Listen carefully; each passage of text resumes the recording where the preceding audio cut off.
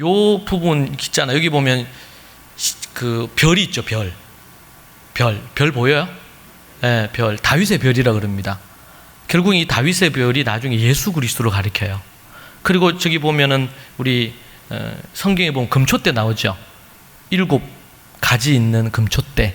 예, 저 어디 있었어요? 성소에 있는 부분이잖아요. 그래서 매일 우리 촛불을 붙여서 불이 꺼지지 않도록 하는 그런 부분들. 그러니까 저게 이제 초가 초에서 불이 켜고 이렇게 하는 것이 빛 대신 예수님을 가리키고 있고, 그리고 금촛대 저 부분이 항상 깨어서 근신하는 그리스도인의 삶이 늘 그래서 이스라엘 가면 어떨 때는 가로등 위에도 그걸 해놨어요. 저거를 모양을 해가지고 그려놨어요. 이스라엘을 상징하는 부분이에요. 저 부분이. 근데 저게 원래 예수 그리스도 신약적인 관점에서는 저건 예수 그리스도를 가리키고, 그리고 또 빛 대신 예수님, 그리고 빛된 삶을 살 것에 대한, 세상의 소금과 빛으로 할 때 빛된 삶을 살 것에 대한 메시지를 함께 담고 있습니다. 자, 그렇게 보시면 되고, 그리고 예배 순서, 그래서 이제 촛불을 붙여요. 안에 이제 어머니가, 그리고 아버지가 축복기도 하고, 그리고 세 번째는 찬송을 부르고, 네 번째가 어머니이자 아내를 위한 축복송을 불러줍니다. 축복해 주는 거예요, 아내와 어머니를. 그리고 애찬 포도주를 먹고, 그리고 정결 예식을 하고, 네, 정결에 손 씻는 거 자고 하는 거고요. 그리고 7번째는 애찬 투에서 빵을 떼서 줘요. 자, 그리고 8번째는 저녁 만찬, 네, 식사합니다. 그러니까 식사하고, 그리고 9번째 말씀 공부, 샤파트, 하브루타라고도 하는데 토론, 말씀 토론, 성경 공부하는 시간이고, 그리고 10번째 후식 및 대화를 나눕니다. 그리고 11번째 찬송, 그리고 12번째 째데까라고 그래가지고 구제라는 뜻이에요. 이웃을 위한 헌금하는 시간. 그리고 13번째 기도하고 마무리를 합니다. 강의안이 나와 있나요? 이 순서 13가지, 총 13가지. 그러니까 이것을 순서대로 할 수도 있지만, 또 찬송을 중간중간 부른다든지 이런 부분들에 있어서 딱 이렇게 딱 고정시키기는 어려울 수도 있어요. 그리고 이스라엘 안에서도 약간 좀 파에 따라 가지고 좀 이게 순서가 좀 다르기도 하고 그런 부분들은 있습니다. 그런데 대략 이런 형태의 13가지 부분으로 주로 이제 되어지고 있습니다. 좀 구체적으로 한번 살펴볼게요. 자, 첫 번째는 사전 준비, 예비일이죠. 안식일의 하루 전에, 안식일 전날 집안 청소와 목욕, 해지는 저녁 시간부터 해서 밑거래라 그래서 이렇게 이제 몸을 정결하게 하는 작업을 합니다. 자, 그래서 이스라엘에 가면 예수님의 아버지 요셉의 집에도 가면 좀 이제 아주 가난하지 않으면 그 집 앞에 뭐가 있냐면 정결, 손을 씻는 그런 곳이 있어요. 구멍 같은 이런, 네? 그런 것들이 집집마다 있거든요. 마을에는 이런 지금 여기 보는 것처럼 탕이 있어요. 그렇게 해서 어떤 행사를 할 때 정결 예식을 한다. 이렇게 할 때 이런 부분들을 했었습니다. 예. 그렇게 해서 전에 여러분 우리가 이제 히브리 사고라 그럽니다. 히브리 사고. 성경은 히브리어로 돼 있고 또 히브리인, 그러니까 이 강 건너 왔다고 해서 히브리인이라고 이 아브라함의 후손들을 불렀는데 아브라함의 후손들을 히브리인이라고 불러요. 지금은 유대인이라고도 부르고 뭐 이런 의미상 다양하게 부르는데 국호로는 이스라엘 이렇게 하지만 히브리인이라고 그렇게 얘기를 하죠. 근데 그 히브리인들이 갖는 배경 속에 성경이 있어요. 성경이. 그래서 앞에서도 얘기한 것처럼 똑같은 의미인데 공부한다 이러는데 히브리 사고에서는 공부가 뭐다? 성경을 연구하고 공부하고 토론하는 거다. 앞에서 우리가 본 것처럼 할아버지 백발의 노인들이 성경을 연구하고 있잖아요. 이게 그들에게 어디를 가든지 간에 자연스럽게 볼 수 있는 거예요. 그래서 제가 읽은 그 자료를 보면 어떤 그 마을에 갔는데 이 마을에 마부들이 다 유대인이었대요. 그래서 어떤 여행객이 와서 마차를 타고 어디를 가기를 원하는데 마차들은 다 있는데 마부들이 아무도 안 보이더래. 그래가지고 사람들에게 어디 거기 가게에 물으니까 어디 저쪽 가게에 지금 모여 있다는 거예요. 마부들이, 유대인들인데 그들이 마부 일을 손님이 없을 때는 모여서 뭘 하냐면 성경을 연구하는 거야. 그래서 모여서 성경을 연구하고 있다는 거죠. 예를 들면, 그리고 비행기를 타고 어디 가더라도 그들이 기도의 시간이 되면 비행기 제일 뒤로 가서 그들이 하는 탈릿이라 그래요. 탈릿을 쓰고 그들이 기도를 합니다. 기도문을 갖고 정해진 그 시간에. 예. 그러니까 우리는 이 성경이 앞에서도 얘기한 것처럼 유대적 배경, 이걸 다른 말로 표현하면 히브리적 배경에서 만들어져 있었어요. 그러려면 우리 그 개념과 용어와 이런 것들이 히브리 사고에 입각해서 이해를 해야 돼요. 한 예를 들게요. 여러분, 우리가 어떻게 구원을 얻어요? 우리는 믿음으로 구원을 얻죠. 자, 그런데 믿음이라는 이 단어가 우리는 여러분 믿습니까? 믿습니다. 아멘. 이렇게 하잖아요. 그런데 우리는 믿는다고 그럴 때 그리스 헬라 문화를 토대로 해서 헬라적인 사고에서는 믿는다. 그러면은 믿는다고 입술로 1차적으로 고백하는 것을 얘기해요. 그죠? 믿습니까? 예수님 믿습니까? 믿습니다, 저. 예. 그래서 저는 교회를 다니고 이렇게 합니다. 이렇게 한단 말이에요. 그런데 이스라엘에서는 이 히브리적인 배경에서는 헤브라리즘이라고 그래요. 헬라식과 반대로 헤브라리즘이 있는데 히브리 사고죠. 히브리적인 관점에서 믿는다 그러면요, 당신 믿습니까? 이렇게 믿는다고 하면 이 믿는다는 것은 행함을 포함을 하고 있어요. 행함을. 그래서 세례 요한, 침례 요한이 침례를 베풀 때 거기에 군인도 오고 세리도 오고 뭐 이렇게 오잖아요. 그럴 때 다 지금 줄 섰어요. 침례 세례 받겠다고. 그런데 요한이 안 줘, 이 사람들한테. 왜 안 줘요? 지금 자기는 하나님 믿고 회개하고 침례 받겠다는데 왜 안 줘요? 군인에게 얘기합니다. 세리에게 얘기합니다. 이 침례를 받기를 원하면, 세례를 받기를 원하면 가서 정한 세 외에는 받지 마라. 뭘 요구했어요? 정직한 행위를 요구했죠. 네가 하나님을 믿는다면 하나님의 법을 지켜야 되는데 세리로서 하나님의 법을 안 지켜 과다하게 세금을 받아서 착복을 해. 정직한 세금을 주고 오라는 거예요. 받으라는 거지. 또 군병들은 박봉이었어요. 그러니까 그들이 어떤 걸로 돈 부수입을 얻었냐면 거짓 증인으로 해서, 그래서 돈을 받아서 거짓 증인을 하면서 돈을 챙긴 거야. 그러니까 뭐라 그랬어요, 요한이? 받은 급료를 족한 줄로 알고 다른 사람을 강포로 대하고 협박하지 말고. 왜냐면 군인이니까 거짓 증인 한다고 그래서 누가 와서 왜 당신 거짓말 하느냐 이렇게 따지면 어떻게 해요? 힘으로 눌러버릴 수 있잖아요. 이게 뭐예요? 정직하게 살고 다른 사람을 함부로 억압해서 다른 사람의 것을 빼앗지 말고, 그렇게 하면 뭐 하겠다? 세례 주겠다.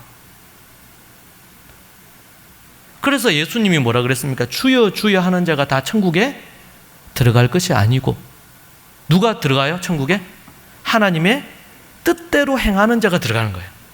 이 예수님이 얘기한 거예요. 그럼 이게 행위 구원입니까? 우리가 그럼 착한 행위를 많이 하면 구원 얻습니까? 지금 그 얘기가 아니고, 진정으로 네가 하나님을 믿는다면 믿는 자다운 삶이 열매로 나타나지 않으면 그 믿음은 진짜 믿음이 아닌 거예요. 제가 그런 종종 예를 들어요. 여러분, 제가 예를 들면 누구한테 얘기해서 물 좀 떠와라, 제 딸한테 얘기했다 그럽시다. 그럼 얘가 대답하는 거예요. 네, 물 떠오겠습니다. 갔어요. 근데 얘가 1시간, 2시간, 3시간 저녁이 돼도 물을 안 떠와. 그래서 제가 나가보니까 놀고 있어, 친구들하고. 그래서 내가, 야, 네 물 떠오러 간 너 왜 물을 안 가져오냐? 아니, 대답을 했으면 됐지. 물까지 떠와야 돼요? 여러분, 이게 상식적으로 말이 됩니까, 안 됩니까? 여러분이 결혼할 때 결혼 서약 하잖아요. 머리가 팥뿌리가 되도록 어떻게 하겠다. 그런데 그 다음날, 지나가는데, 예쁜 여자 보여요? 그럼 약속을 왜 했어요, 약속을 한다는 거는 그 약속을 뭐 하겠다는 거예요? 지켜서 그럼 지키는 거는, 아니, 입술로 고백하고 하면 그게 됐지. 그걸 행하는 것까지 너무 지나친 거야. 행위 구원 아니냐, 이거? 이럴 수 있어, 없어, 이게? 그럴 수 있어, 없어요? 없어요. 그래서 야고보서에서 야고보가 뭐라 그럽니까? 행함이 없는 믿음은 죽은 거예요, 이거는. 여러분이 은행 가서 돈을 빌려요. 10억을 빌리고 싶어. 가서, 예를 들면, 그러면 은행에서 어떻게 합니까? 아, 그렇습니까? 10억 필요하신가요? 10억 드리지요. 바로 빌려줍니까? 이 사람이 뭘 조사합니까? 신용도를 조사하죠. 신용. 이 신용이란 말이 믿음이란 말입니다. 이 사람에게 돈을 10억 빌려줘서 이 돈의 이자를 갚을 수가 있고, 그 사람이 만약에 이것을 못 갚으면 10억 정도가 해당되는 자산이, 통장에 돈이나 건물이나 땅이 있으면 빌려주죠. 맞아요? 안 그러면은 가서 10억 안 빌려줍니다, 은행에서. 당연하지 않겠어요, 이게? 여러분, 히브리 사고의 입장에서 안다, 야다라는 단어죠. 이건 들어보셨죠? 야다. 야다는 안다는 거예요. 안다. 우리는 예를 들면 초등학교 2학년인가 3학년이 되면 존댓말이 나와요. 존댓말. 그래서 학교에서 배워. 존댓말 배웠어. 그럼 시험을 쳤어요. 100점 맞았어요. 존댓말. 그러면 이 애가, 우리는 존댓말에 대해서 잘 배워서 아는구나 생각하죠? 네. 100점 맞았으니까. 요까지가 헬라식 접근이에요. 헬라식. 그런데 그 아이가 집에 와서 어머니 아버지에게 존댓말을 안 해. 그러면은 헬라식으로는 아는 거예요. 그래도 얘는. 그러면 히브리식으로는요, 존댓말을 안 했어. 존댓말을 배웠는데. 그러니까 얘는 뭐예요? 아직 모르는 거예요. 이해되세요? 그러니까 히브리적으로 이해하는 것과 헬라식으로 이해하는 게 좀 달라요. 그렇다고 이게 헬라식은 다 나쁘고 히브리식은 다 좋다 이런 의미가 아니고, 하나님께서 성경에 어떤 개념과 스토리가 나오고 얘기를 할 때는 그것은 헤브라리즘, 히브리적인 사고로 했어요. 이 히브리 사고는 다른 말로 표현하면 하나님의 생각이에요. 예수님이 지금 산상수훈에서 주여 주여 하는 자가 다 천국에 들어갈 것이 아니고 하나님의 뜻대로 행하는 자가 들어간다 그랬잖아요. 그렇게 얘기하니까 어떤 사람이 얘기하는 거예요. 아니, 내가 죽은 자도 살렸습니다. 예수님. 천국 문 앞에서 지금 예수님이 모른다 하시는 거예요. 죽은 자도 살렸고 많은 사람을 하나님께로 인도를 해서 전도를 많이 했어. 전도 왕이요. 죽은 자도 살렸고 신유의 역사도 일으켰고. 예? 그런데 주님 저를 모르시겠습니까? 그러니까 예수님 뭐래요? 모르겠다 도대체. 불법을 행하는 자들아 떠나가라. 불법 뭐예요? 하나님의 토라, 말씀을 지켜 행하지 않은 거야. 그러면은 죽은 자를 살리든 많은 사람을 전도를 하든 어떤 종교적인 행위를 했다 하더라도, 또 내가 하나님 앞에 말씀을 가르치고 이렇게 선지자 노릇을 했는데, 선지자 노릇을 했다 하더라도 하나님의 말씀을 지켜 행하지 않으면, 구체적으로 표현하면 십계명을 안 지키면, 산상수훈의 말씀을 따라서 누군가를 사랑하기 위해서, 미워하지 않기 위해서 막 실험하고 죄와 싸우기를 피 흘리기까지 하고 이런 영적인 싸움을 하지 않으면 불법을 행한 거잖아요. 그렇다고 100점을 완전한 것을 요구하시는 게 아니죠. 정말 예수 그리스도 그분을 믿고 믿음 안에서 거듭난 자다운 삶이 거듭난 자에게는 나타나게 돼 있어요. 근데 이게 안 나타나. 예. 주일날 예배만 들고 나가서 사기를 막 잘 쳐. 거짓말 너무 잘해. 예? 이중 살림도 살이고, 예. 바람도 막 쉽게 피고. 예. 결코 천국에 들어갈 수 없어요. 여러분, 안다는 것이, 우리가 안다는 것이 성경적인 개념이, 우리는 안다 그러면 아까 얘기한 게 헬라식으로 아는 거예요, 그냥. 그죠? 근데 진짜 아는 거는 성경에서 얘기하는 건 뭐예요? 그것을 진짜 안다, 그것을 행하는 것까지를 얘기하는 거예요. 그래서 우리가 예수님을 믿고 거듭났다 그럴 때 그건 믿음의 출발점이에요. 근데 그것이 열매를 맺어야 돼요. 그 나무는 그 열매로 알아요. 앞에서 얘기한 것처럼 물 떠오라 그랬는데 물을 떠오는 것까지가 대답 안에 포함이 돼 있잖아요. 그걸 우리가 뭐라 그러냐면 안다, 믿는다, 이런 개념이에요. 그래서 히브리어로 이 믿는다는 것이 아만입니다. 이게 아만이 이스라엘에서는 신용이라는 단어로 쓰여요. 예? 그 사람한테 예를 들면 내가 100만 원 빌렸어. 한 주 후에 주겠대. 근데 한 주 후에 되는 돈을 안 갚아요. 그럼 신용이 없는 거 있어요. 못 갚는 거예요. 어떤 이유에서든지 간에. 우리가 믿음이라는 것이 바로 그런 의미를 갖고 있어요. 그러니까 그걸 다르게 표현해서 예수님의 생각이고, 예수님의 생각이 누구의 생각입니까? 하나님의 생각이죠. 이것을 학문적으로 얘기할 때 이걸 히브리 사고다 이렇게 표현해요. 히브리 사고다. 그러니까 우리가 성경을 가지고 있는데, 그래서 제가 매달 묵상지를 만들어요. 묵상지를 만들 때 포인트가 뭐냐? 하나는 원어를 정확한 원어에서 가져오는 겁니다. 앞에서도 얘기한 것처럼 새기고 했는데 원어를 보니까 새기고가 없어. 원어에는 하야만 있어요. 그럼 이 의미가 뭔지를 연구를 해서 정확하게 해야 되겠죠. 왜? 성경은 히브리어로 돼 있지 한글로 안 돼 있었잖아요. 그럼 원래의 의미를 정확하게 아는 게 중요하고, 이게 첫 번째 원어에 대한 이해예요. 두 번째는 히브리 사고로 본문을 이해를 해야 돼요. 한국인의 사고로 성경을 해석을 하면 안 돼요. 1차적으로는. 그러면은 잘못 해석될 수 있겠죠? 이게? 예. 강보, 그러면 이게 강보가 뭐지? 포대기인가? 한국에서는 포대기는 있어도 강보는 없잖아요. 근데 이스라엘 배경에서는 아브라함 이후로 전통적으로 아이가 태어나기 전에 어머니가 이렇게 제가 설명해 드렸잖아요. 그러면 이제 강보 보면 강보 교육을 했구나. 그런 배경에 있는 거예요. 그런 배경에. 예. 근데 그렇지 않으면은 뭐야? 이게 그냥 넘어가 버리겠죠. 그냥 스킵하고 넘어가게 되겠죠. 어떤 의미인지 모른 채. 그러니까 우리는 한국인의 사고, 아니면 헬라식 사고, 유럽식 이런 게 아니고, 우리에게 중요한 것은 이게 유대인들이 뛰어나고 잘났다 이런 개념이 아니라, 하나님이 유대인 이 아브라함의 자손을 택해서 그들에게 하나님의 계시를 보여주심으로 하나님의 뜻과 하나님의 계획, 이걸 다른 학문적인 용어로 하면은 사고다 이렇게 표현하는 거예요. 하나님의 사고, 이걸 히브리 사고라고 표현하는 겁니다.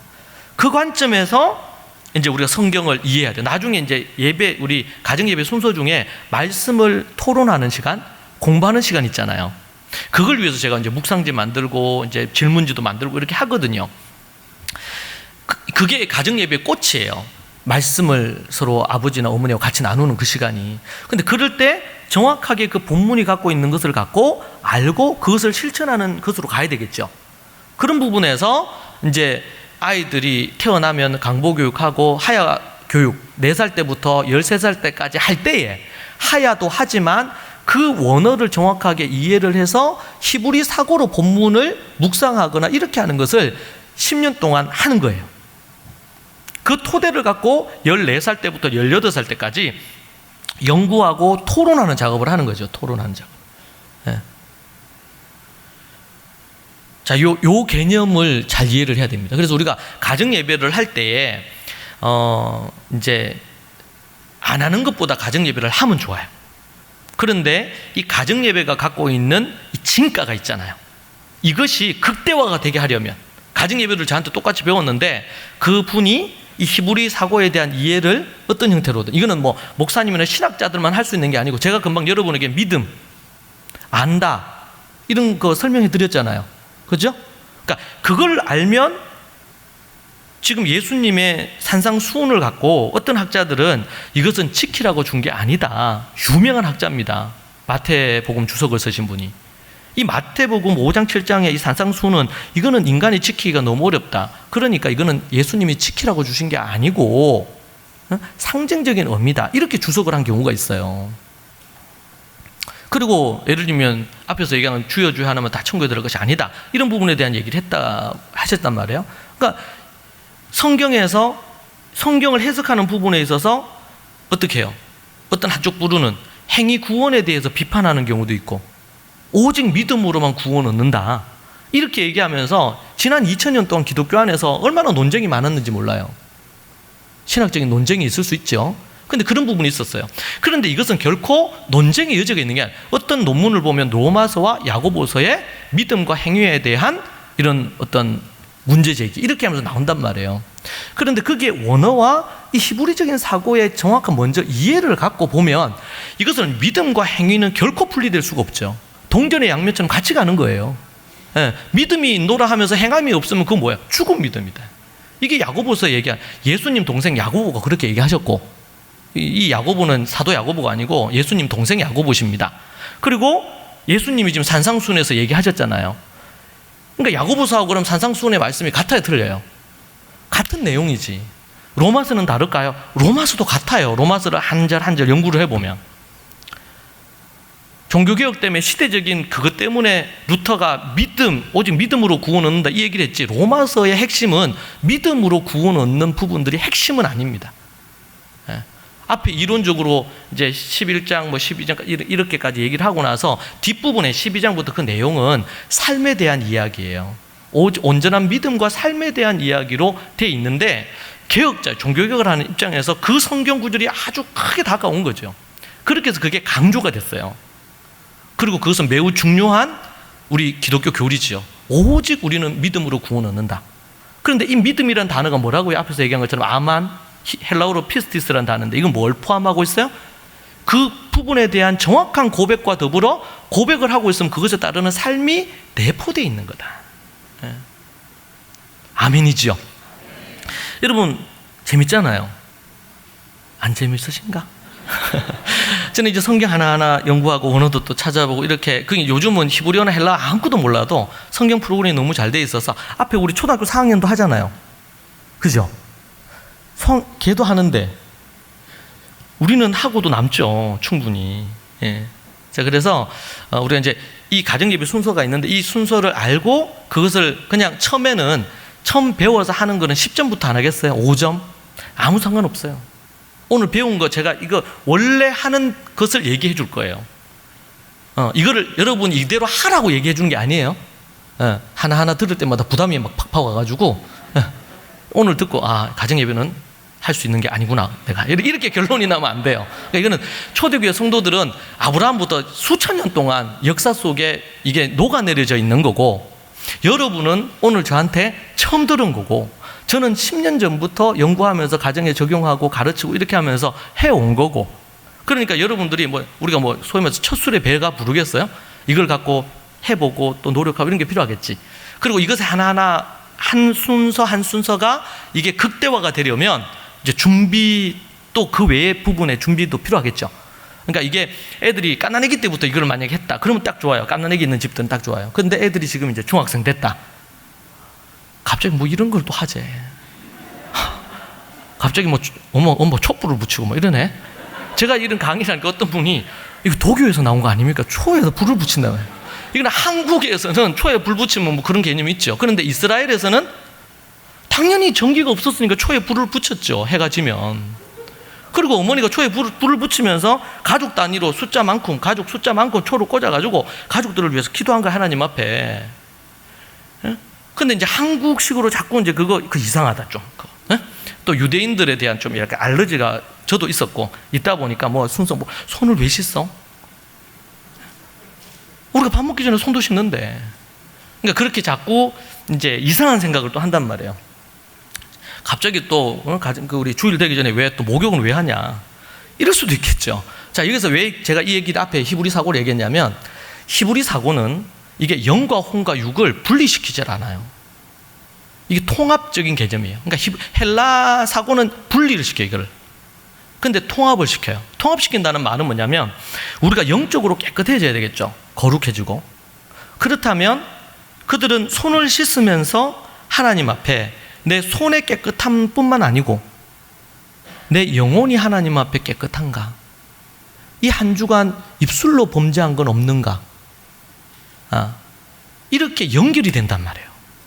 그래서 그들이 가정예배 드릴 때 손을 씻는 것은 빵 먹기 위해서 손을 씻는 것도 있죠, 의미가 하나는. 또 하나는 뭐예요? 손을 씻으면서 우리가 비누로 해서 손을 깨끗하게 씻으면 어떻게 돼요? 이물질이 묻었던 거 세균 이런 것도 깨끗하게 씻겨 나가잖아요.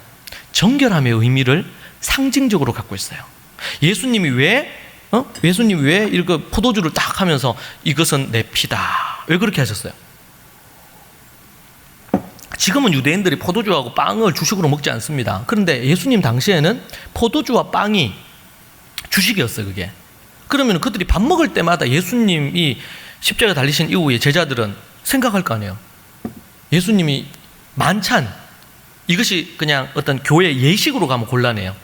만찬은 그냥 저녁 식사하신 거예요. 그때 주식으로 먹던 포도주를 갖고 이건 내 피다, 앞으로. 빵은 이것은 내 살이다. 그걸 상징적으로 보여준 거예요. 그럼 그럴 때마다, 빵 먹을 때마다, 또 포도주 마실 때마다 뭘 생각하겠어요? 예수님의 피와 살을 생각, 나를 위해 십자가에 죽으신 그분을 생각하잖아요. 이게 교육학적으로도 너무 중요해요. 제가 교육학 교수잖아요. 오감을 사용을 하는 거거든요. 이게 그걸 통해서 기억하는 거예요. 상기시키고.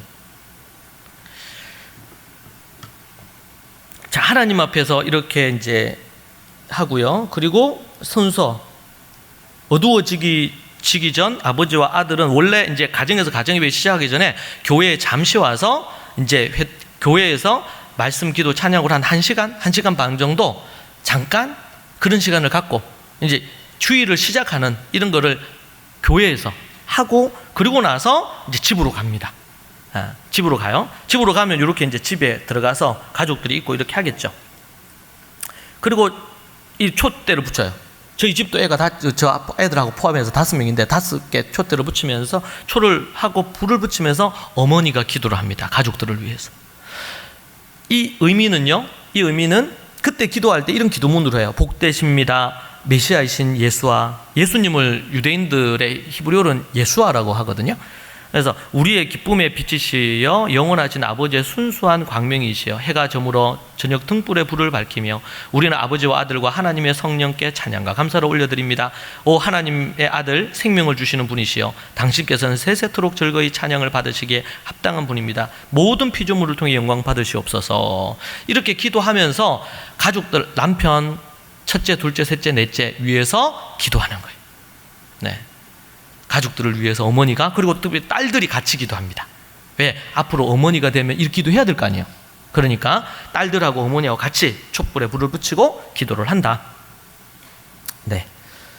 그리고 이제 어머니에게 특별히 이 부분 어머니에게 잠깐만요. 너무 지나가 버렸는데.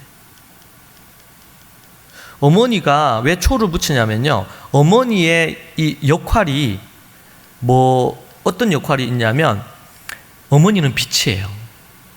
여러분 가정에서요, 어머니가, 아내가 얼굴빛이 안 좋다. 그럼 어떻게 될까요? 분위기가. 네. 암흑이 집에 깔리죠. 남편이 아무리 막 좋아도 아무 소용이 없어. 아내가 어둡다. 그러면 이제 남편들도 아내 눈치 보고, 그럼 자식들도 어머니 눈치 봐요. 어머니는 가정의 빛이라. 정말 중요해요. 그래서 막 얼굴이 막 인상이 쓰였다가도, 안 좋은 일이 있었다가도 이 가정 예배 드리면 어머니들이 얼굴을 펴야 돼. 가정의 빛을 비춰줘야 되지. 예. 그런 부분이 있어요. 그러니까 어머니들의 역할이 중요해요.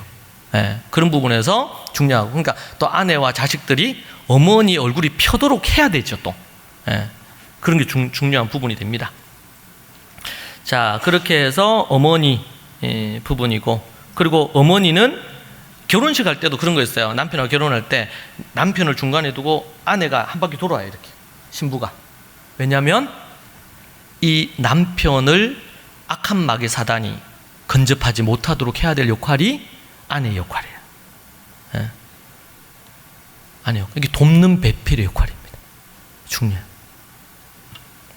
자, 그런 부분에서 어머니 그렇게 하고요. 두 번째, 아버지가 축복기도 하는 겁니다. 축복기도, 자녀 순서에 따라 축복기도 합니다. 저희 집에서는 아내를 위해 제가 기도하고 용감하게 아내의 머리에 손을 얹고 안수를 합니다, 제가. 요즘 이 시대에서는, 세상에서는 간이 부은 남편이겠죠. 예, 손을 얹자 축복기도 합니다. 여러분, 아내가 남편의 축복을 받는 것이 그것보다 더 귀한 게 없어요. 예, 여러분, 이거 손을 얹어 기도하는 거는요, 남편이 할 수 있어요. 하나님은 가정이 곧 교회라 그랬죠. 가정의 어떻게 목회자는 누구냐면 남편이에요. 남편과 아내가 가정의 사역자죠. 그런 의미에서 그러니까 교회 목사님의 영적인 권위를 받아서 가정에서 아버지가 자녀들에게, 이게 이제 여기에 배경이 어디냐면 창세기 48장, 요셉이, 원래는 이삭이 야곱에게 축복기도 하죠.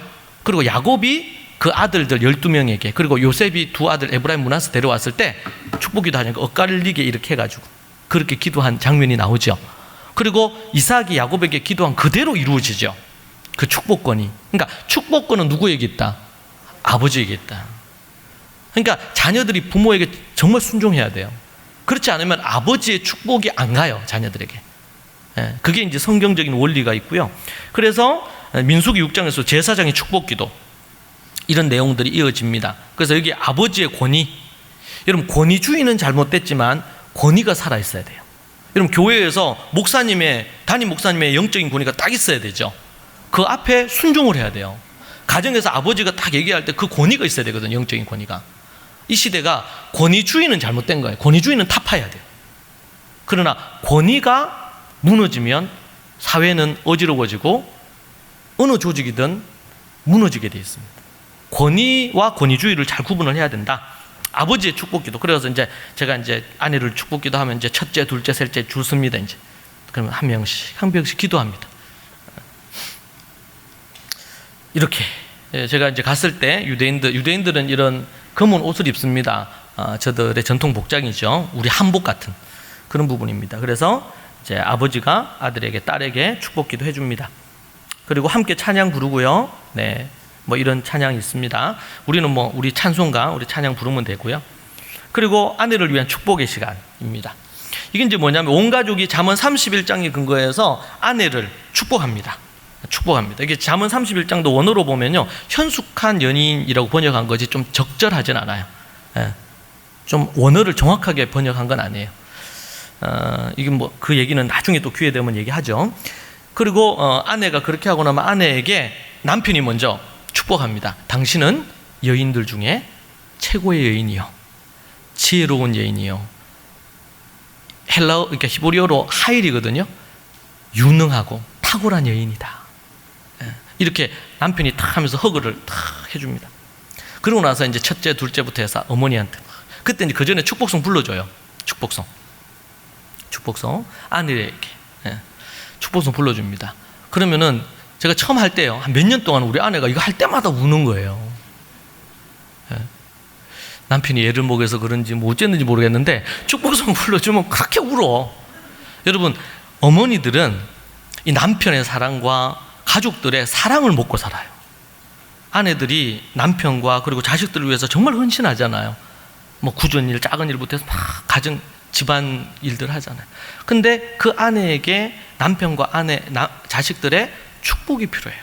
블레싱을 해줘야 돼요. 그럴 때 이 아내가 계속 힘을 얻어가지고, 그래서 남편을 계속 섬기고 자녀들을 믿음으로 잘 키울 수가 있단 말이에요. 근데 남편이 아내를 향한 축복을 계속 안 해줘. 그렇게 하면요, 에너지가 딸려요. 그럼 자식에게 사랑이 흘러가질 않아. 그러면은 뭐야? 내 자식을 잘 못 키울 거 아니에요, 아내가. 그러면 이제 총체적인 위기가 와요, 가정에. 그래서 이제 축복성을 불러줘요. 그럼 자식들은요, 어머니가 얼마나 자식에게, 제 아내도 그렇고 뭐 정말 헌신하죠. 그러니까 아버지가 못 따라가겠더라고, 어머니의 자식 사랑은. 저도 제 어머니 생각하면 그렇게 눈물 나요. 어머니가 저를 위해서 하셨던 거 이렇게 하고 그러면 그렇게. 요즘 현대의 젊은 여성들은 많이 그런 부분에서 이 모성애가 좀 많이 약해진 부분이 많아요. 현대 신식 교육도 많이 받고 여러 막 이렇게 이 세상이 가지는 여성에 대한 이미지가 있잖아요. 그러다 보니까 희생하고 이러기보다는 그렇지 못한 부분이 많이 있어요. 이거는 성경적인 이제 여성관에서 다뤄야 될 내용이긴 한데, 그런 부분에서 감사 표현하고 어머니 감사해요 이렇게 얘기하면서 고백한단 말이에요. 이게 공식적으로 이런 시간이 있다는 게 커요. 그래서 이제 축복송을 불러줍니다. 처음에는 저도 좀 낯간지러웠어요. 축복을 불러주고, 당신은 최고의 여성이요 이래서 막 이렇게 얘기하고 그러면 그게 혹 빈말이라도 그렇게 좋아해. 그거를 그러니까 고백하는 거 중요하고 축복해 주는 거예요. 그렇게 우리 하고요. 그리고 이제 그 다음은 이제 애찬합니다. 제가 애찬이라고 불러서, 이건 교단들마다 이게 좀 달라요. 그래서 이제 어떤 부분은 이제 가정에서 이런 애찬을 해도 문제가 없는 경우가 있고, 어떤 교단은 또 이게 좀 문제가 되는 경우도 있어요. 이 부분들은 이제 교회 질서를 따라 하면은 좋은 것 같고요. 그렇게 해서 이제 애찬합니다. 그래서 그 초대교회에서는 이 애찬을 하는데 요런 게 있죠.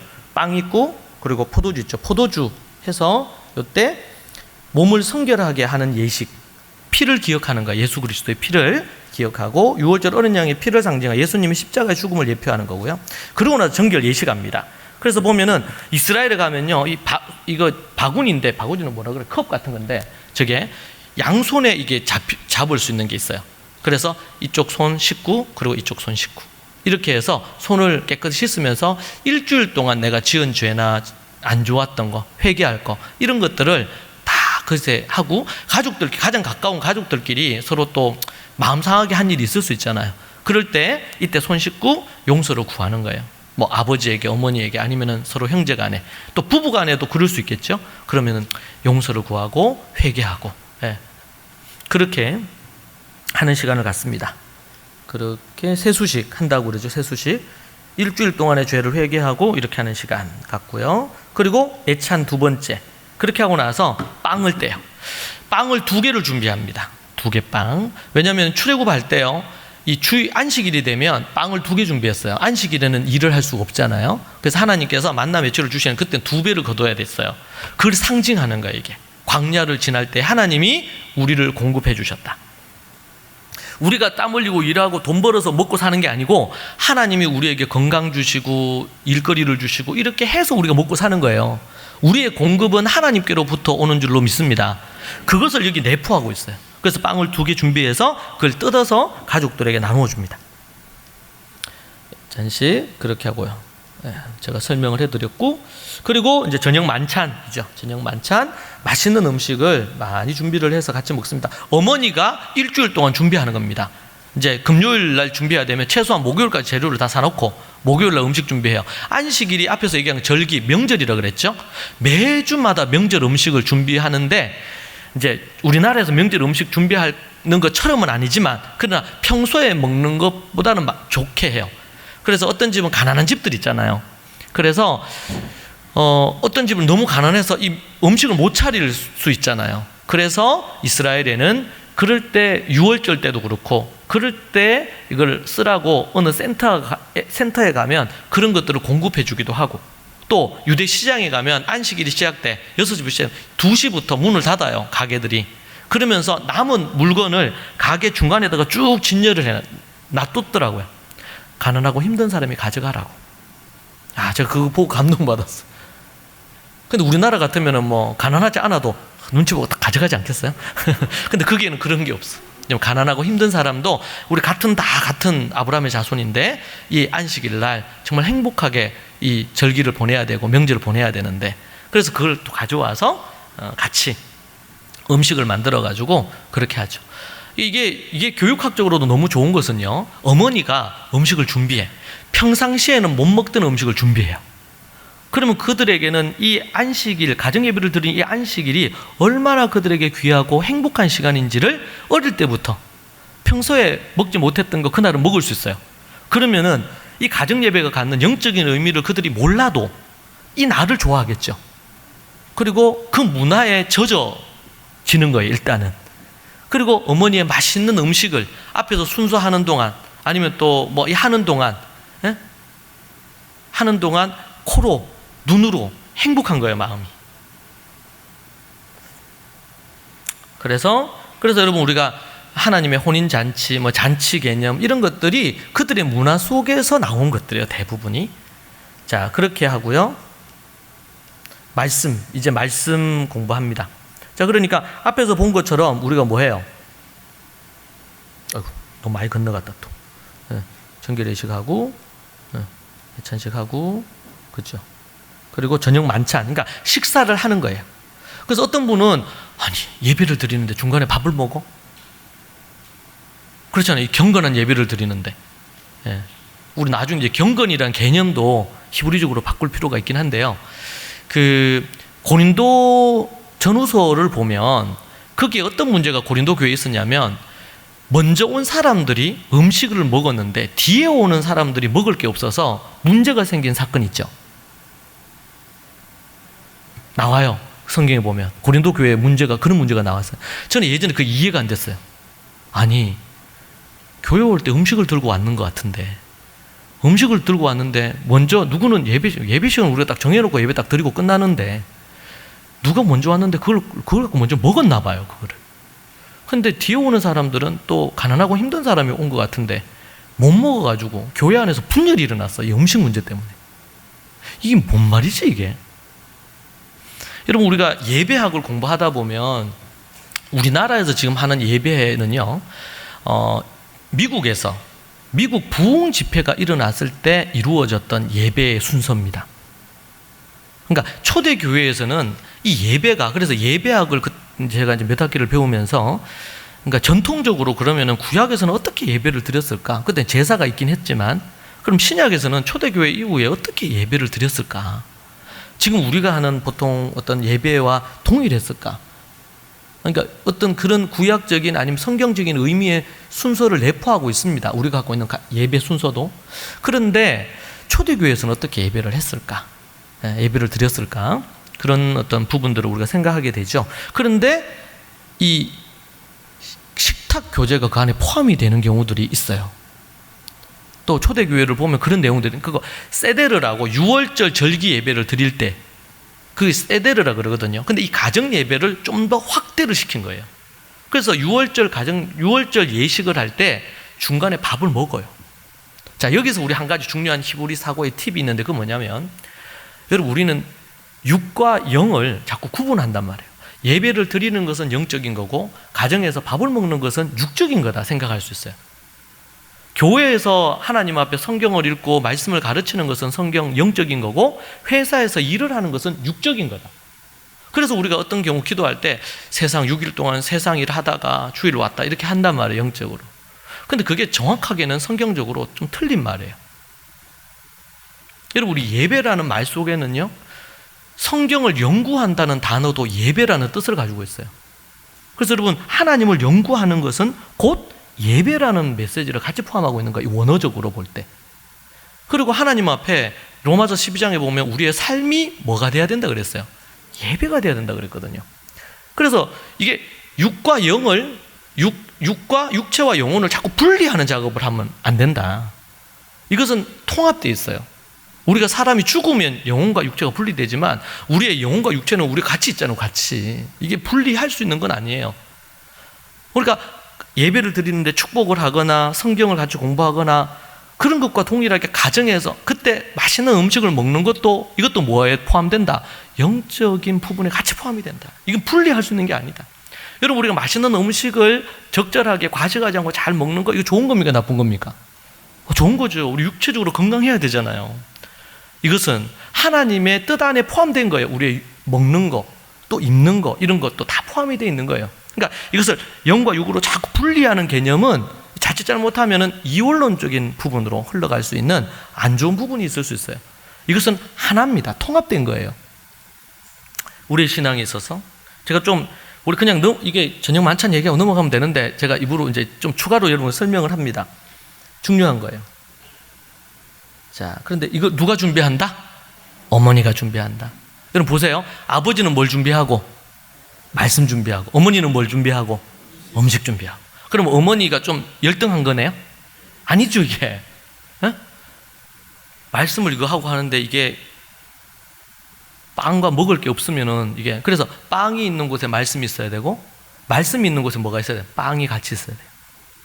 밥을 먹는데, 식탁에서 밥을 먹는데 밥만 먹고 영적인 나눔이 없다. 그러면은 뭐라고 표현하냐면 우상 숭배의 제단과 같다. 하나님이 주신 빵을 먹으면서 육신의 음식을 먹는데 영의 양식으로 말씀을 나누고 영적인 교류가 없다. 이것은 우상 숭배하는 것 같다. 왜냐하면 이 식탁을 제단으로 봤어요, 초대교회 성도들은. 식탁이 제단이다. 그렇게 봤기 때문에 그런 개념이 있는 거죠. 그래서 빵이 있는 곳에 뭐가 있고? 말씀이 반드시 있어야 되고, 말씀이 있는 곳에 뭐가 있어야 돼요? 빵이 같이 가야 돼요. 자, 그런 부분이 있고, 그리고 나서 이제 말씀 이제 연구합니다. 다라시 합니다. 성경 연구하고 토론하고 이걸 합니다. 이게 참 중요한데요. 이 부분은 나중에 기회가 되면 이것만 갖고 어떻게 말씀을 묵상하고 또 하야하고 연구하고 또 토론하고 이렇게 하는 거를 이제 이 부분이 그전 한 학기 동안 가르치는, 제가 대학원에서 가르치는 내용이기도 한데 기회가 되면 이 부분은 따로 이렇게 하죠. 근데 일단은 제가 보니까 여러분 교회 가정예배 순서지가 나오더라고요. 너무 귀해요. 목사님 설교의 부분을 갖고도 할 수 있고, 아니면은 또 성경 가정예배 하는 순서지인데 그 성경 말씀을 갖고 여러분들이 일단 공부를 하시면 된다. 나중에 기회가 되면 초대교회 성도들이 어떻게 성경을 연구하고 또 토론했는지를 강의할 수 있으면 좋은데 이번에는 어려울 것 같고요. 일단은 여러분의 가정예배 순서지가 나오잖아요. 거기에 성경 부분 나오죠. 성경을 묵상하고 연구하고 하는 거, 그것을 해서 깨달은 거를 가족들이 함께 나누는 시간을 가지는 게 필요하고요. 이게 가정예배의 꽃입니다. 생명. 네.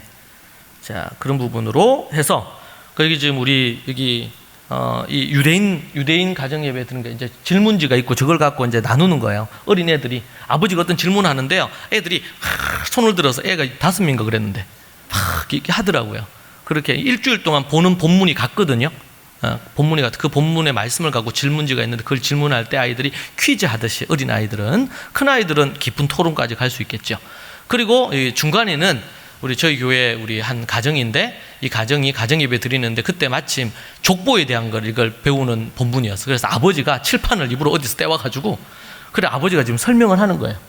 이 가정에 아버지가 좀 신앙이 좀 없었는데 이 또 교육받고 이렇게 하면서 가정예배를 지금까지 지금 우리 원래 처음 할 때가 초등학교 한 애가 5학년인데 큰 애가 지금 고등학교 2학년이 됐어요.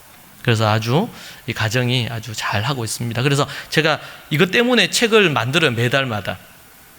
그래서 이제 묵상집 따로 만들고 또 가정 예배할 때 쓸 수 있는 이런 그 토론할 수 있는 거 따로 만듭니다. 자, 그리고 이쪽은 여기죠.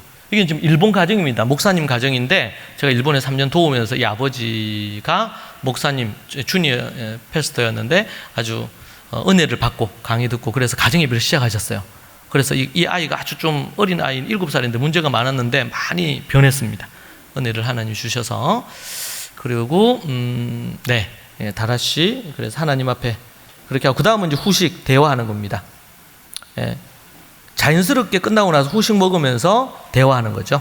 그래서 여러분 이런 그 후식 문화 이런 것들이 이제 발달한 거예요. 유대인들 안에서 그런 거 발달하고요. 그 찬송 부르고 그리고 네. 째대까 헌금하고 이거 뭐 자연스러워.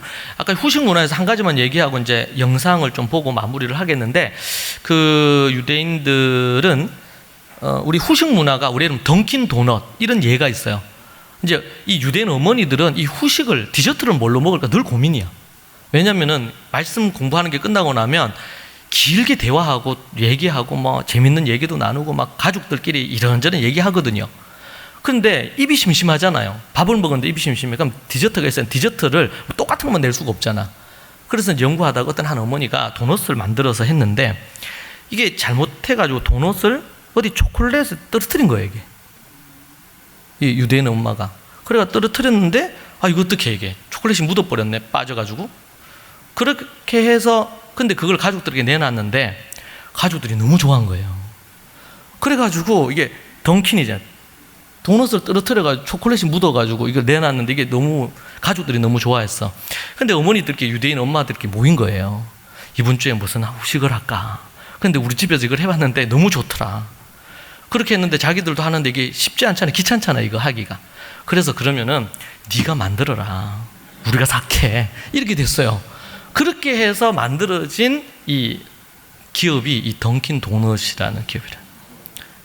거짓말하는 게 아니고 진짜로. 그렇게 해서 그래서 이제 이 문화가 만들어졌다 그래요.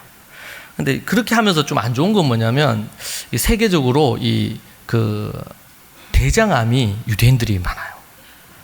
이 저녁에 많이 먹어요, 얘네들이. 제가 우리 그 연구소 우리 있는 우리 한 계시는데 우리 선교사님 계시는데 그분이 이제 의사거든요. 그래서 이스라엘에 사시는데 그렇다고 뭐 그런 얘기를 합디다. 왜냐면 그들은 저녁 만찬들이 많고 이런 부분들이 있으니까요. 째데까 이웃을 섬기기 위한 겁니다. 그래서 이들이 가정예배 때 모은 이 째데까를 갖고 또 가난한 이들이나 아니면은 단체에 기부하거나 가서 봉사도 하고 이런 작업들을 또 합니다. 그리고 기도와 이런 부분들을 마무리를 해요. 제가 이거 보니까요, 이 가정예배를 통해서 십자가 부활에 대한 의미를 되새기고 가족들끼리 이런 연대도 유대관계도 잘 맺을 수 있고요. 그리고 주일을 준비해요. 이렇게 하고 나서 헌금도 준비하고 옷도 준비하고 가정예배에서 이미 한번 이렇게 옥토와 같은 마음을 만들잖아요. 가족들이. 그런 부분으로 또 주일을 준비하는 의미 있고요. 아버지의 말씀의 권위도 쓰겠죠. 안수도 하고 이런 부분 하면서. 그리고 어머니가 음식을 준비하면서 가족들의 유대관계를 잘 만들어냅니다. 매우 중요하고, 그러니까 아버지와 어머니가 하나의 팀이 돼서 돕는 거예요. 그리고 가정예배의 꽃은 뭐라고요? 토론하는 거. 연구하고 토론하는 거. 그러니까 지금 올해 안에 어느 한 교회에서 이 하브루타만 갖고 이제 세미나를 몇 차례 해서 이제 그 교사들하고 우리 아버지들 가정의 부분 교육하기로 했는데 이건 매우 중요한 부분입니다. 그래서 가정예배 오늘은 우리 첫날 여러분에게 쭉 얘기하면서 이게 틀을 갖추는 것에 초점이 좀 있다고 볼 수 있겠고, 그 안에서 여러분들이 선택적으로 처음부터 1번부터 13번까지 다 하셔도 괜찮아요. 할 수 있으면. 저희 가정은 이미 이제 처음부터 그렇게 하면서 이게 정착이 됐고 그런 게 됐습니다. 그런데 처음에는 이 중에서 좀 여러분이 가정예배 순서지 나오죠. 예. 그러니까 그 순서 따라 하면서 거기에 예를 들면 아내를 위한 축복이라든지 아니면 아버지의 축복 기도라든지 이런 걸 넣으면 되겠죠. 예. 그런 것들을 넣어서 할 수도 있고요. 뭐 맛있는 음식도 그때는 특별한 음식으로 이렇게 할 수도 있고. 그래서 이제 원형은 요렇다는 것을 여러분 이해하시면 좋습니다. 그러니까 자연스럽게 가정에서 말씀을 교육해서 말씀의 훈련을 시키는 거예요. 그러니까 학교에서 말씀 공부하고 가정에서는 아버지와 일주일에 한 번 공부하되 가정 예배 때는 또 특별히 또 따로 가정에서 또 공부하고, 예, 이런 부분들이 만들어지는 거죠. 그리고 현대 사회에서 가족 간의 소통이 심각한데 그런 대화들이 만들어지고요. 그리고 초대교회 가족을 묶어줘요. 가정의 날이에요. 그래서 가족들이 토요일 날 저녁을 다 기다려. 왜? 다들 바쁘고 정신없지만 이때는 깊은 어떨 때는 3시간 4시간 이렇게도 보내요. 하다 보면 매우 중요한 부분입니다. 8번째, 가정예배가 신앙 전승에 있어서 매우 중요한 부분. 그러니까 이게 교육적인 초점이 있어요.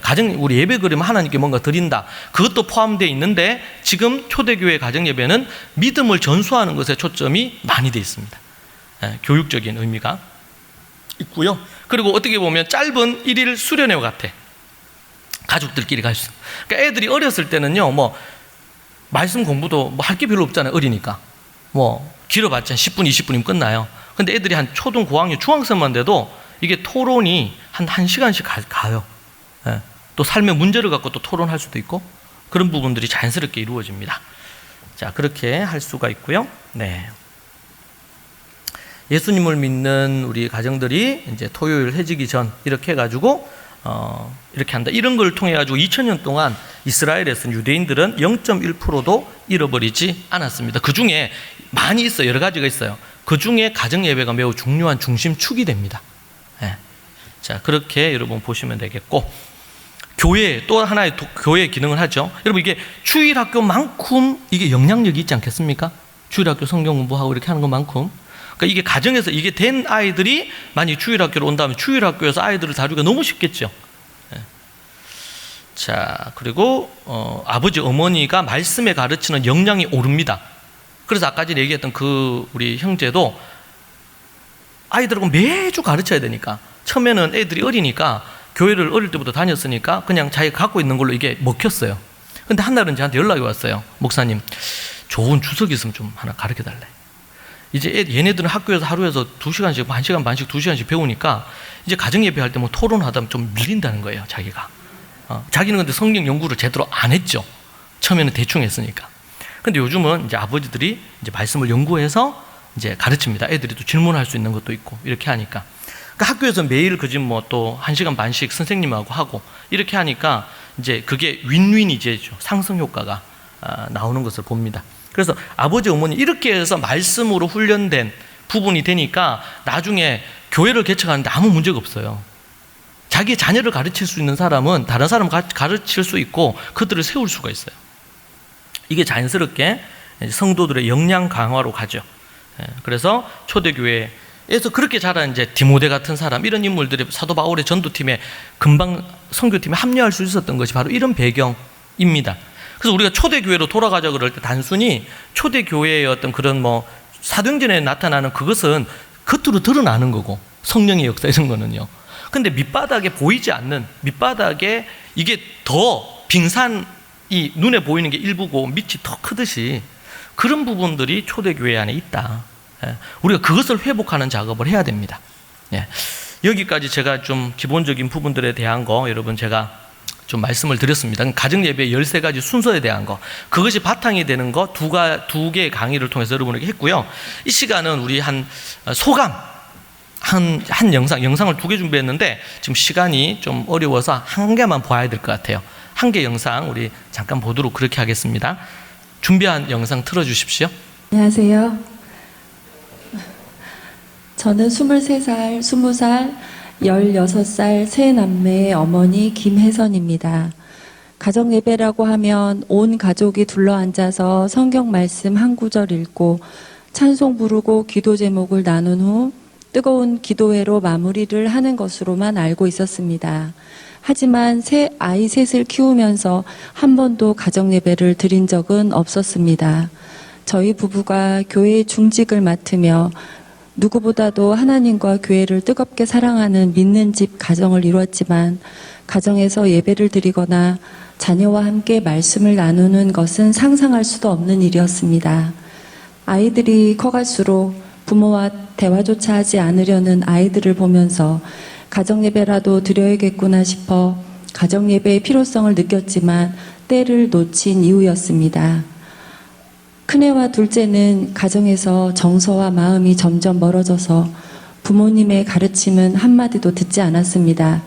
부모와 한 집에 살지만 마음과 정서가 떠난 아이들, 부모와 대화하지 않는 큰애와 둘째, 그나마 막내딸은 초동생이라 어머니 곁에 남아 있었던 상태였지만 그 당시에는 토달을 하는 것도 힘들어 하였습니다. 부모대학과 자식농사 책을 통해 가정예배의 필요성을 깨달았지만 어디서부터 시작해야 할지 막막한 가운데 어머니인 제가 인도해야 한다는 부담감이 가득했고 남편이 제사장이 되어 가정예배를 이끌어주면 좋은데 그럴 상황이 안 되고 우리 가정은 아직 준비가 안 됐으니 나중에 준비가 되면 천천히 하자고 피하였습니다.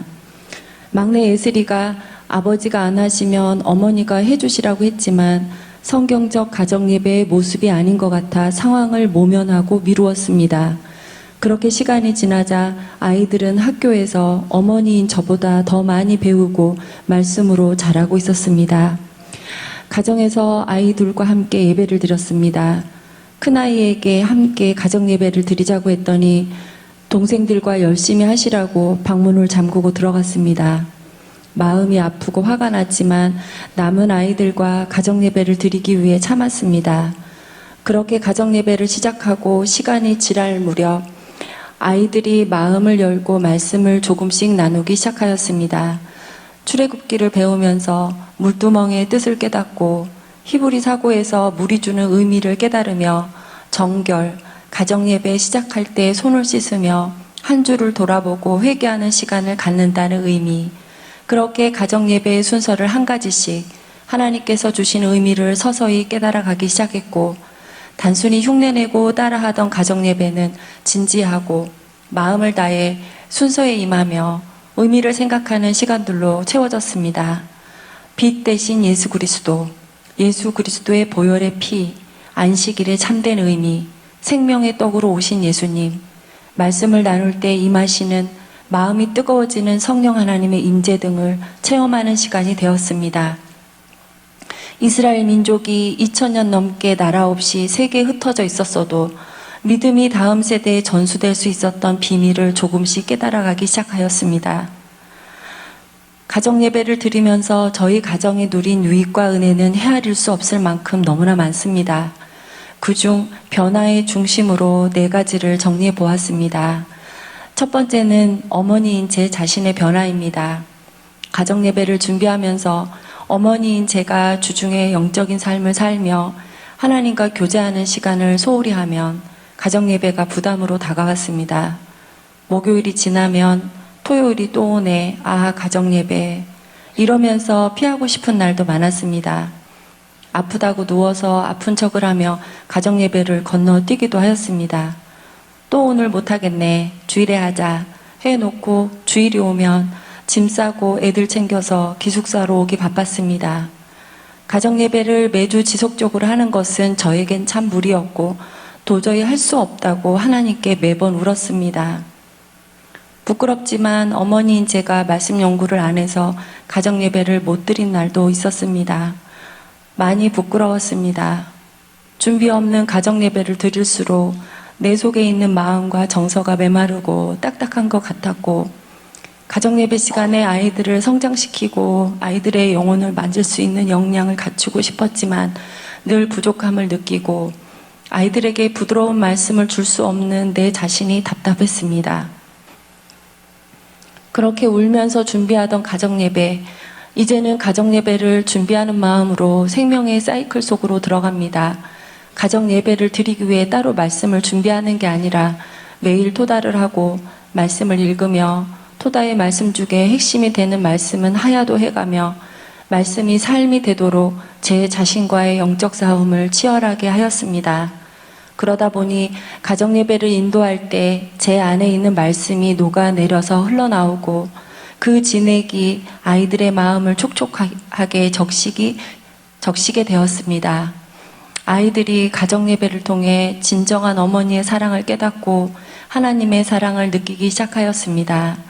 천천히 느리다고만 생각한 가정예배는 어느 날부터 가속도가 붙더니 점점 큰 에너지로 다가왔습니다. 두 번째로는 아이들과의 대화가 너무나 풍성해졌습니다. 앞서 나누었다시피 저희는 큰아이가 중등이 되면서부터 대화가 점점 사라지더니 고1 때쯤에는 아예 대화가 단절되었다시피 하였습니다. 둘째도 중1이 되면서 필요한 것만 사달라고 할 때만 대화를 하고 거의 하지 않았습니다. 대화가 단절된 상태로 많은 시간을 지내다 보니 가정예배를 할 때에도 아이들이 말을 하지 않는 것이었습니다. 질문을 해도 잘 모르겠어요. 토다에 다 나와 있는 내용인데요. 네, 아니요. 만 반복하는 것이었습니다. 가정예배의 꽃은 말씀 나눔이라고 하셨는데 나눔이 전혀 되질 않았습니다. 가족끼리만 앉아서 드리는 가정예배가 낯설고 또 깨달음을 말로 표현한다는 것에 익숙치 않고 서로 마음을 나누고 깊은 대화를 안 해봐서 아이들도 적응하는 시간이 필요했던 것이었습니다. 시간이 지나감에 따라 아이들이 자기 순서에 오면 말씀도 나누고 자신의 삶을 돌아보며 적용도 하고 점점 말이 많아지더니 과거에 어떤 삶을 살았는지 말씀을 통해 유니스를 오기 전과 삶과 또 현재의 삶을 많이 나눕니다. 그렇게 삶의 변화를 돌아보고 하나님께서 우리의 삶에 행하신 일들을 노래합니다. 나눌 때 나오는 상처와 아픔, 슬픔, 고집, 자신의 연약함을 통해 아이들의 내면을 만져주고 말씀으로 교정해주며 어머니인 저도 진심으로 사과하고 또 기도 제목을 나누고 개인과 가정과 나라를 위해 기도합니다. 세 번째로는 가정예배는 관계 회복과 변화의 촉진제가 되었습니다. 둘째와 막내는 유니스와 하야 캠프를 통해 많은 변화를 거치고 날마다 새로워지고 있는데 큰아이는 마음을 열지 않고 동생들의 변화를 무시하곤 하였습니다. 큰아이를 낳고 믿음으로 자라라고 교회 안에서 온갖 예배, 캠프, 해외 선교, 새벽 기도까지 데리고 다녔지만 고등생이 되자 교회도 안 가려고 했고 어머니가 믿는 하나님을 거부하고 싫어했습니다. 어느 날 주말에 집에 있는데 큰애가 오늘 가정예배 안 하세요? 라고 물었습니다. 혹시 가정예배 같이 들으려고 묻나 싶어 왜 같이 하려고 했더니 아니요, 그 시간에 나가 있으려고요. 부정적인 말 같지만 가정예배에 대한 큰아이의 반응은 처음이었습니다. 우리 셋이서 가정예배를 언제 하나 지켜보고 있었던 것이었습니다. 그날부터 큰애가 방 안에서 나오지 않고 우리 셋이서 거실서 예배를 드리는 날이면 찬양도 더 크게 부르고 깔깔거리며 무슨 말만 해도 좋아, 은혜가 되네, 그것을 깨달았구나, 잘했다 등 칭찬과 격려를 쏟아부으며 신나게 가정예배를 하였습니다. 그날부터 큰아이가 집에 있는 날을 골라서 가정예배를 드리기 시작했고 어머니에게 마음을 조금씩 열기 시작하였습니다. 큰아이는 휴학을 하고 집 근처에서 공익근무를 했기 때문에 평소에 기숙사에서 생활하는 저희와는 떨어져 있었습니다. 그러다 보니 어머니와 동생들의 변화는 생활 속에서 보지 못하고 주말에 집에 와서 이틀 지내는 것을 보는 것이 전부였는데 저러다가 몇 번 하고 말겠지 라고 생각했다는 것이었습니다. 그런데 가정예배가 매주 정착되어 가는 것을 목격한 큰아이가 평소에 핸드폰을 손에서 놓지 않고 게임과 노는 것을 많이 좋아했던 남동생이 어머니와 가정예배를 드리는 것을 보고 충격을 받고 전혀 예상하지 못한 사건이라고 하였습니다. 이후 큰아이는 가정예배도 함께 드리며 말씀도 나누고 동생들과 함께 시간을 보내고 되도록 토요일에 밖으로 나가지 않았습니다. 매주 주일 예배를 드리러 서울에서 용인 가족교회로 옵니다. 동생들도 조금씩 변화하는 큰아이와 관계가 회복되고 함께 기뻐하며 형을 도와주고 삼남매가 말씀에 토부한 동역자로 변화하였습니다. 현재 가장 큰 열매는 큰아이의 변화입니다. 큰아이는 현재 부모대학 4학기를 수강 중에 있습니다. 마지막으로 가정예배는 사명을 발견하게 합니다. 막내딸 예슬이는 어머니와 함께 가정예배를 준비하고 토요일 해가 지고 어두워지기 시작하면 촛불을 켭니다. 원래는 어머니가 켜는 것인데 예슬이가 촛불 켜는 것을 좋아해서 전담하게 되었습니다. 어머니는 희생하며 가족의 생명을 돌보며 하나님의 사랑 대신에 희생하는 어머니, 남편 곁에서 말씀 전수를 위해 돕는 배필이 되어 눈물로 기도하는 어머니의 사명을 기억하며 말씀의 어머니로 준비되고 세워져 나갑니다. 아버지는 믿음의 제사장이 되어 가정예배를 인도하며 말씀을 가르치고 하나님께서 기뻐하시는 가정으로 든든히 세워나갈 사명, 그 가정 안에서 자녀를 하나님을 경외하며 말씀의 사람으로 훈련시키시는 그 사명을 위해 날마다 맡은 바 책임을 다하고 공부에도 최선을 다합니다. 나 자신이 먼저 말씀의 사람이 되고 타인과 이웃에게 말씀을 전수하고 제자를 삼아 이웃과 조국과 세계 열방에 말씀을 전파하는 세계 선교의 사명이 저희 가정의 사명이 되고 어디를 가서 살던지 말씀의 8가지와 주 예수 그리스도의 십자가의 부활과 가정 식탁 예배 이 3가지를 뼈에 새기고 삶이 되는 것이 지금 저희가 해야 할 사명이 되었습니다. 그 다음 세대를 한 명도 잃지 않고 천대 만대 이르러 말씀과 복음이 전수되는 가정, 이런 가정이 모인 교회, 다음 세대에게 말씀의 공동체 교회를 물려주는 것 또한 저희 가정의 사명이 되었습니다. 본질상 진노의 자녀로, 마귀 사단의 자녀로, 노예로 살며 죄와 허물로 죽었던 저희 가정이 말씀과 복음으로 어머니 노래를 부르며 가정의 사명을 기억합니다. 말씀을 나누며 각자 은혜의 부분들을 나누고 서로에게 도전을 주고 감동을 주며 말씀으로 성장하는 시간을 갖습니다. 여전히 부족하지만 어머니가 인도하는 가정 예배지만 그 안에서 말씀 전수의 자녀들이 자라나고 말씀의 아들로 돌아오고 있습니다. 어설프게 흉내만 내던 가정 예배, 이젠 말씀 전수의 꽃이 되어 함께 성장하는 동역자로 세워지고 있습니다. 이 모든 것을 가르쳐 주시고 말씀 전수의 가정을 세우시고자 밤낮으로 희생하시고 헌신하시는 권창규 목사님께 감사를 드립니다. 감사합니다. 네. 이 집에 이제 첫째, 둘째는 주님을 떠나 있었어요. 그래서 마음고생이 아주 많이 컸고 또 그런 부분인데 지금 이 가정이 정말 예전과는 전혀 다른 그런 모습으로 그렇게 이제 서 나가고 제가 곁에서 보는 것이 얼마나 큰 기쁨인지 모릅니다. 오늘 이론적인 거 또 아니면 좀 실제적인 방법 13가지 부분에 대해서 설명을 해드렸는데요. 이제 여러분들이 가정에서 어떻게 하실지 여러분들이 오늘 보시고 오늘 13가지 중에서 한두 가지를 먼저 해봐도 되고 또 가정마다 상황이 다 다를 거예요. 여러분들이 결정하시면 아이들이 다 같이 할 수 있는 가정이 있는가 하면 또 이 가정처럼 그러기 어려운 가정도 있을 수도 있고요. 그래서 오늘 이제 여러분들의 숙제는 오늘 이 내용을 갖고 여러분들이 한번 또 소감을 정리를 한번 해보시면 좋겠고 그것을 실천하는 부분에 있어서 우리가 이제 가정 예배를 언제부터 이 부분에 대한 거를 어느 정도까지 어떻게 적용할 것인지 여러분들이 생각을 하시면 좋을 것 같아요. 제일 좋기는 이 13가지를 쭉 다 하면은 제일 좋은 부분이 되겠죠. 그런데 그렇게 하기 또 어려울 수 있는 부분들도 있으니까 지금 하고 있는 가정 예배에서 필요한 것들 좀 더 첨가하는 부분들도 괜찮을 것 같습니다. 그렇게 해서 여러분들이 일단은 시작을 해야 됩니다. 시작이 반이라고 하다 보면 어려움도 생기고 또 되는 부분도 있을 건데 그러면서 또 한 가지 또 넘어갈 수 있으면 좋을 것 같고요. 여러분들이 그렇게 이제 하시고 만약 기회가 된다면 우리 가정 예배를 또 우리 한번 평가하면서 그 부분에 대한 것들을 어떻게 할지를 피드백하는 그런 시간도 나중에 기회가 되면 또 할 수 있으면 좋을 것 같아요.